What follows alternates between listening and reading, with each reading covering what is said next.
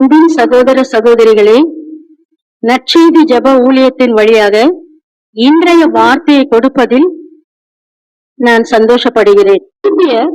4ஆம் அதிகாரம் 19ஆம் வசனம் சொல்லுகிறது, என் தேவன் தம்முடைய ஐஸ்வர்யத்தின்படி உங்கள் குறைவை எல்லாம் கிறிஸ்து இயேசுவுக்குள் மகிமையாய் நிறைவாக்குவார். ஆம், நம் தேவன் அவருடைய ஐஸ்வர்யத்தின்படி நம்முடைய குறைவு எல்லாவற்றையும் அவர் மகிமையாய் நிறைவாக்குகிற தேவன். அவர் எப்படி அதை நிறைவாக்குவார்?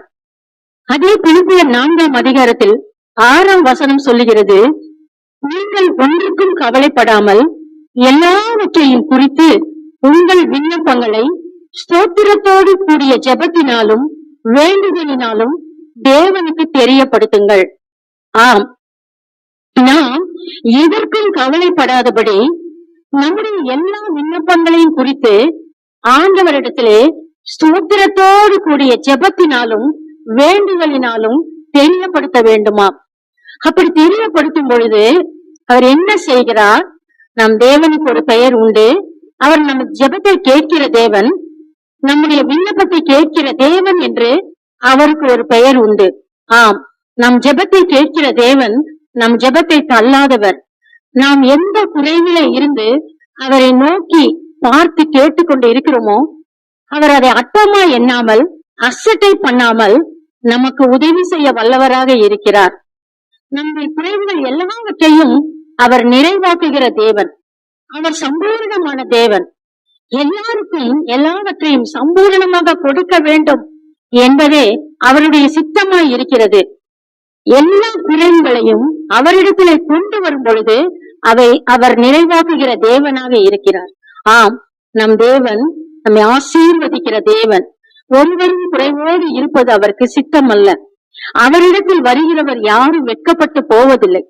தேவனே, தேவனே, என்னுடைய குறையை தீர்த்து வைங்க, என்னுடைய கஷ்டங்களை தீர்த்து வைங்க, என் விண்ணப்பத்தை கேளுங்க, என் விண்ணப்பத்துக்கு பதில் கொடுங்க என்று சொல்லும் பொழுது அவர் அதை கேட்கிற தேவனாக இருக்கிறார்.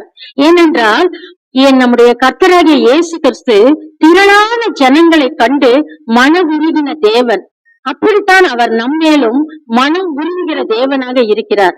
அவர் சொல்கிறார், என்னை நோக்கி கூப்பிடு, நீ அறியாததும் உனக்கு எட்டாததுமான பெரிய காரியங்களை நான் உனக்கு அறிவிப்பேன் என்று.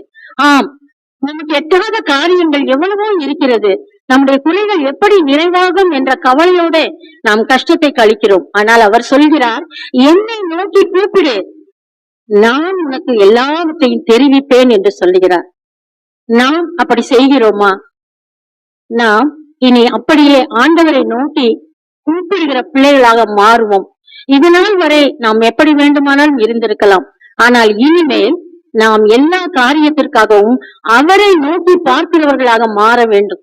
அப்படி நாம் மாறும் பொழுது நம்முடைய சத்தத்தை கேட்டு, நம்முடைய கூக்குரலை கேட்டு அவர் நமக்காக இறங்கி வருகிற தேவனாக இருக்கிறார். நாம் ஜெபிப்போமா? ஸ்தோத்திரம் ஆண்டவரே, ஸ்தோத்திரம் கர்த்தாவே, நன்றியோடு உண்மை ஜெபிக்க, நன்றியோடு உண்மை துதிக்கிறோம் ஆண்டவரே. இந்த நாளுக்காக நாங்கள் நன்றி செலுத்துகிறோம் ஆண்டவரே. நீர் கொடுத்த இந்த வார்த்தைகளுக்காக நன்றி ராஜா. அப்போ நாங்கள் குறைவோடு வாழ்வதை நீர் விரும்பவில்லை ராஜா. எந்த குறைவுகள் இருந்தாலும் அந்த குறைவுகளோடு உம்மிடத்திலே வரும் பொழுது, உம்மிடத்திலே நாங்கள் ஆண்டவரை விண்ணப்பிக்கும் பொழுது, செபிக்கும் பொழுது எங்களுடைய செபத்தை கேட்டு ஆண்டவரே, எங்களுடைய குறைவை எல்லாம் கிறிஸ்து இயேசு மகிமைக்கு நிறைவாக்குகிற தேவனாக இருக்கிறேன். ஆம் ஆண்டவரே, உம்மை நோக்கி கூப்பிடும் பொழுது எங்களுடைய வனாந்தரம் போன்ற வாழ்க்கை எல்லாவற்றையும் நீர் செழிப்பாக்குகிற தேவன் ஆண்டவரே. அவாந்திர வெளியை ஆறுகளாக மாற்றுகிற தேவன் ஆண்டவரே. எங்கள் குறைவுகள் எல்லாவற்றையும் ஆண்டவரே நீக்கி போடுகிற தேவன் ஆண்டவரே. அப்பா ஸ்தோத்திரம் ஆண்டவரே. நாங்கள் இன்றிலிருந்து ஆண்டவரே உண்மையே நோக்கி பார்ப்போம் ஆண்டவரே. ஆண்டவரே, எந்த காரியமானாலும் அதை உன்னிடத்திலே கொண்டு வருவோம் ராஜா. நாங்கள் உண்மை நோக்கி பார்க்கும் பொழுது ஆண்டவரே, அப்பா ஸ்தோத்திரம் ஆண்டவரே, பரலோகத்திலிருந்து ஆண்டவரே நீர் உம்முடைய தூதர்களை அனுப்பி ஆண்டவரே எங்கள் குறைவுகள் எல்லாவற்றையும் நிறைவாக்குகிற தேவன் என்று நாங்கள் அறிந்து கொண்டோம் ஆண்டவரே. நாங்கள் எல்லாவற்றையும் உங்களுடைய கரத்தில் இருந்துதான் ஆண்டவரே நாங்கள் பெற்றுக் கொள்கிறோம். இப்படியாக எல்லாவற்றையும் உம்முடைய கரத்திலே கொடுத்து நாங்கள் செபிக்கிறோம் ஆண்டவரே. எங்கள் ஜீவனுள்ள நல்ல பிதாவே, இயேசு கிறிஸ்துவின் நாமத்தினாலே செபிக்கிறோம். ஆமென்.